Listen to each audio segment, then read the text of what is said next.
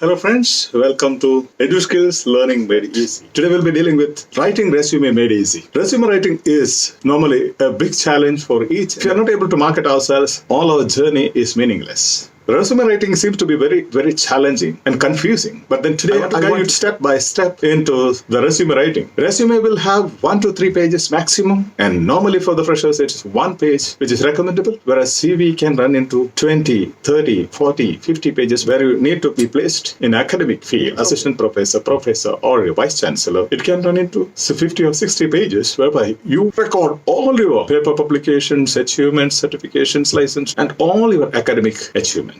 Whereas resume is just 1 page or 2 pages or maximum 3 pages. So today I'm going to just take you step by step into the resume preparation. You have just 6 seconds to make an impression on the recruiters. Whom do you submit the resume? Who looks into the resume? Gone are the days where human beings are looking into each and every resume that you send. For every particular job, there are hundreds and thousands of resumes coming. And today, you have to design your resume to the human beings as well as to the robots. And your resume has to create an impression within the first 6 seconds or you are out of the track. The ATS, Applicant Tracking System, is the screening method. Screening based on keywords. It's done by robots. There are softwares. In many cases, they filter applications automatically based on given criteria, such as keywords. If you fail to use those specific keywords in your resume, you fail to get into the interview. Now, where do you find these keywords? These keywords are found in the description of the job, where the job advertisement, if you find the job ads, it will be given what are the skill requirements for a particular job and the description of the job.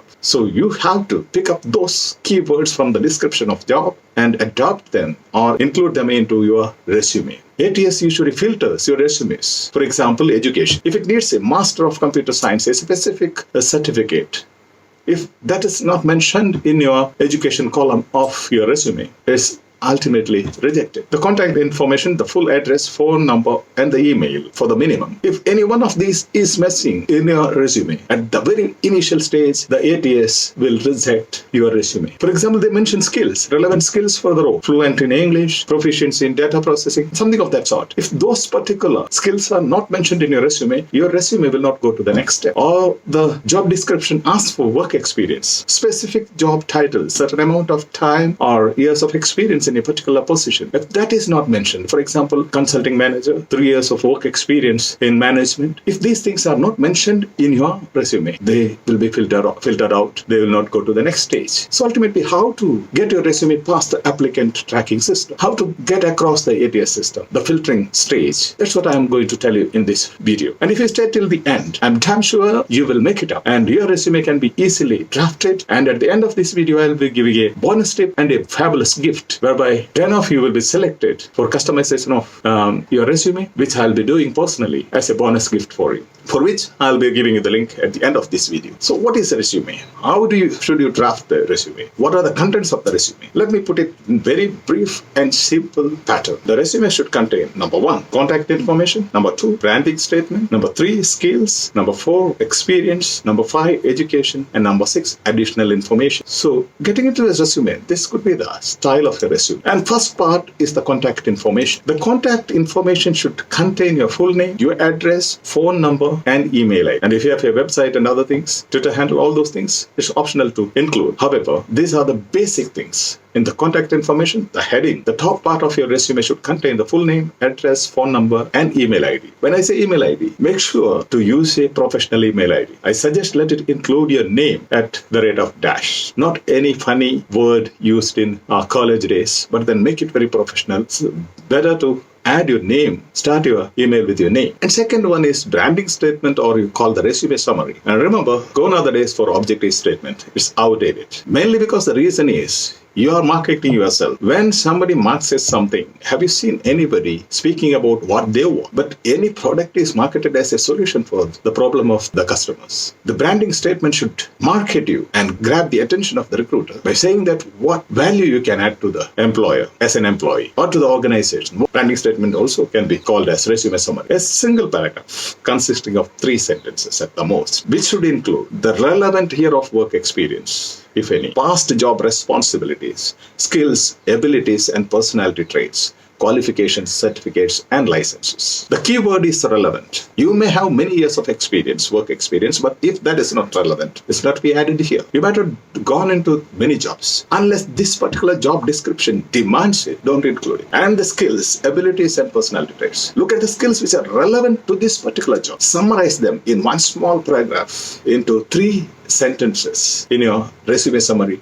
or the branding statement. And let it be concise and include any of the licenses or certificates and describe how you will add value as an employee. For example, if you're applying for a teaching job, probably you have a CELTA certification from Cambridge University. If you're applying for an English lecturer post or English teacher's job, definitely the CELTA certification will be an added bonus. Include them in your branding statement. That makes you stand out from others. So a summary statement or the branding statement can be something of this sort. Customer service representative with over 3 years of experience resolving complex customer inquiries. Passionate about building strong customer relationships, driving brand loyalty, and increasing customer engagement. So you have all the aspects which are required for a branding statement in this particular state. Now coming to part 3, the skills section. The keyword here is relevant. Include only those relevant skills asked for in the job description. If those particular relevant skills are not mentioned, not found, your resume will be just filtered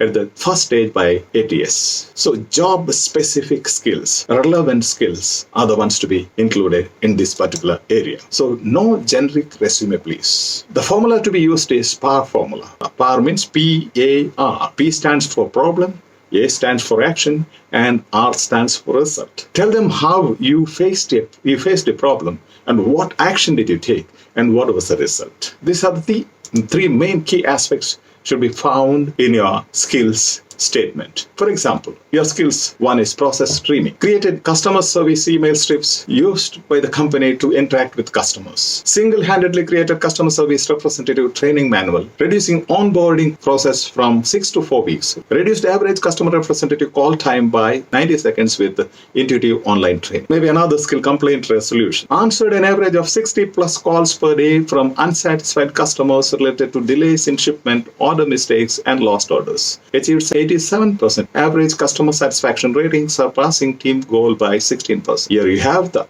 unsatisfaction of the customers as the problem. Your action was you answered an average of 60 plus calls per day from the customers. And what was the result? You achieved 87% average customer satisfaction rate, surpassing team goal by 16%. So this should be the way we have to present your skills. And next, part 4 is about your experience. In the experience part, you have to include your company name where you had the experience, location, position, and description. So an example could be something like this. Alpha Sales Inc. Mangalore, customer service manager, managed customer relationships via phone and email to obtain payments, resolve inquiries, and upsell programs, or customer referral program. Spearheaded project, increasing customer base by 20% in less than 6 months. Now, next, 5th stage is your education. Your education segment should include your degree name or the major, the university, and the location, and start and end date or the year. For example, it can read something like this: Bachelor of Business Administration, Mangalore University, Mangalore, 2014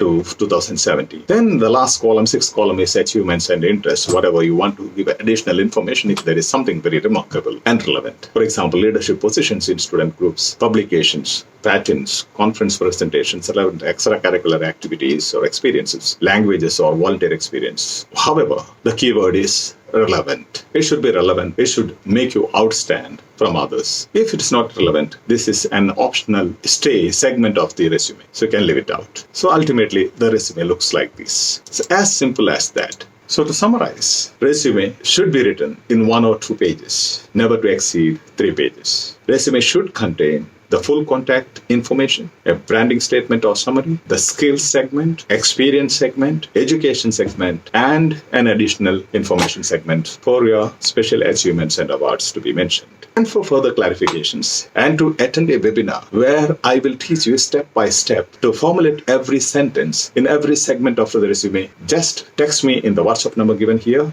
or sign into the link given below in the description.